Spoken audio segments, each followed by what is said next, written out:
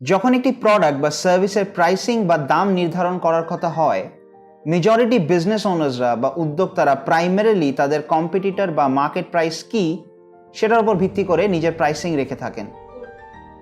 বিখ্যাত American entrepreneur, author and motivational speaker Jim রনের উক্তিটি এই ক্ষেত্রে বিশেষভাবে প্রযোজ্য। We get paid for bringing value to the market place.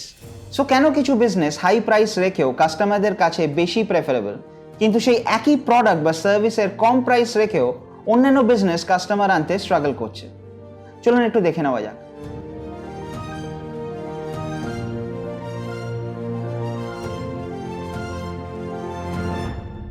Hello everyone, welcome to business pill. আমি অয়ন। বিজনেস পিলে প্রতি সপ্তাহে আমরা বিজনেসের বিভিন্ন অ্যাসপেক্ট নিয়ে আলোচনা করি, যাতে প্রতিটি বিজনেস ওনার বা এন্টারপ্রেনাররা তাদের বিজনেসকে বড় আর প্রফিটেবল করা শিখতে পারেন এবং জানতে পারেন। আর আজকের বিষয় হলো কমিউনিকেটিং ইয়োর প্রাইস, অর্থাৎ নিজের প্রোডাক্ট বা সার্ভিসের প্রাইস কি করে আপনার কাস্টমারদের কাছে রাখবেন।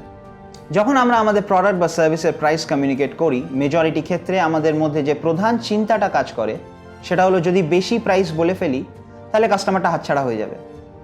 ফলস্বরূপ আমরা জেনারেলি আমাদের প্রোডাক্ট বা সার্ভিসের প্রাইস যতটা কম্পিটিটিভ রেখে বলা যায় বলি, প্রমোটও করি, কাস্টমাররাও আসে, কিন্তু কিছুদিন পর সেটা বার্ডেনে পরিণত হতে শুরু করে। And as business owner and entrepreneurs আমরা সাফার করতে শুরু করি।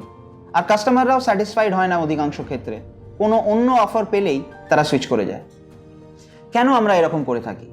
স্টাডিজ শো আমরা মানুষরা প্রধানত ডিসিশন নিই একটি ইমোশনের বশে, যাকে বলা হয় লস অ্যাভারশন।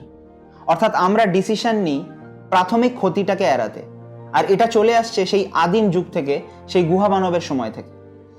তখন আমাদের পূর্বপুরুষদের প্রধান অবজেক্টিভ ছিল বেঁচে থাকা, তাই তাদের সব ডিসিশন হতো কিভাবে তারা আর একটা দিন বেশি সার্ভাইভ করবে, মানে আর একটা দিন খাবার পাবে, আর একটা দিন কোনো বন্য পশুর হাত থেকে রক্ষা পাবে, এই সব। যদিও সময় পাল্টেছে, কিন্তু এই ইমোশনটা মোস্টলি আমাদের মধ্যে রয়ে গেছে। আর আজও আমরা মোস্টলি একটি বিশেষ মুহূর্তে একটি বিশেষ কাস্টমারকে অ্যাকোয়ার করতে ডিসিশন নিয়ে যাচ্ছি, অথচ আজ সময়টা কিন্তু সম্পূর্ণ আলাদা। আপনি এটা লক্ষ্য করে থাকবেন, এরকম বহু ব্র্যান্ডস আছে যারা একই প্রোডাক্ট বা সার্ভিস মার্কেটে সেল করছে, কিন্তু কিছু ব্র্যান্ডস হাই ভ্যালু চার্জ করেও অনেক বেশি ফেমাস, বেটার কাস্টমার অ্যাট্রাক্ট করতে পারছে। আর কিছু ব্র্যান্ডস কম প্রাইস রেখেও ততটা ফেমাস নয় আর ততটা ডিজায়ারেবলও নয়। কিভাবে তারা হাই ভ্যালু প্রোডাক্ট বা সার্ভিস হওয়া সত্ত্বেও কাস্টমারদের অ্যাট্রাক্ট করে? আর এইখানেই জিম রনের এই উক্তিটি কাজে আসে। We get paid for bringing value to the marketplace. Key to understanding economics. We get paid for bringing value to the marketplace. Now, since that's true, here's one of the key questions of the afternoon. Is it possible to become twice as valuable and make twice as much money in the same time? Is it possible to become 3 times as valuable as you now are and make 3 times as much money in the same time? Is that possible? Of course, if you want to really emphasize something, that's a good phrase for it. We primarily get paid for the value that we bring in the market. যত বেশি value তত বেশি profits. এই exact জিনিসটাই আমরা দেখতে পাই Bose private লিমিটেডের মার্কেটিং স্ট্র্যাটেজিতে। বোস কর্পোরেশন হলো একটি আমেরিকান প্রাইভেট কোম্পানি আর একটি বিখ্যাত brand in audio equipment industry.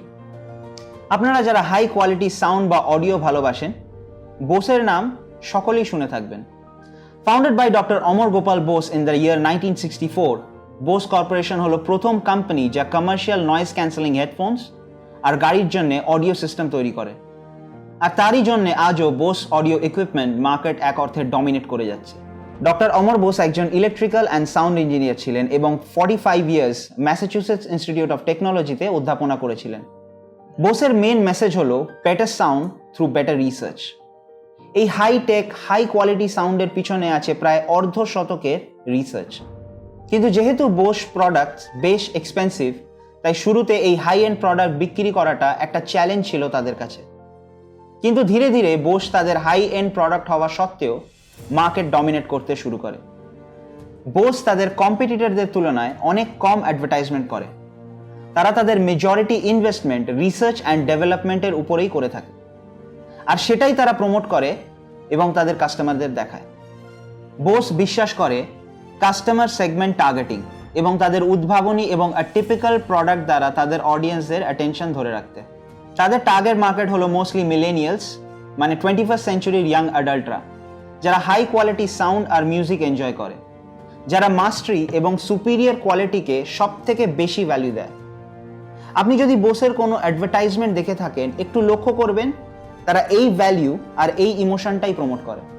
As a result, even after having premium high value products, BOSE still dominates as a brand in the sound equipment industry. ফোর্বসের data অনুযায়ী fiscal year end 30th December 2019-এ বোসের revenue ছিল $4 billion।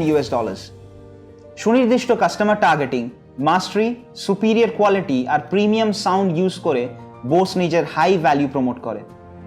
So to promote your high value product, আপনাকে আগে তাদেরকে identify করতে হবে যারা আপনার প্রোডাক্ট বা সার্ভিসের উপযুক্ত মার্কেট, যারা আপনার প্রোডাক্ট বা সার্ভিসটা বুঝবে, রিলেট করবে এবং অ্যাপ্রিসিয়েট করবে। Create value to make profits, more the value more the profits. তার মানে এই নয় যে আমরা আমাদের প্রোডাক্ট বা সার্ভিসের দাম বেশি রাখবো। একটি প্রোডাক্ট বা সার্ভিসের দাম নির্ধারণ করার অনেক প্যারামিটার্স থাকে।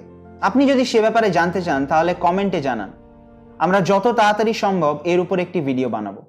আর যদি আপনি বিজনেস কিভাবে বড় করতে হয় শিখতে চান, ডেসক্রিপশনে দেওয়া লিঙ্ক ক্লিক করুন আর আমাদের সাথে যোগাযোগ করুন।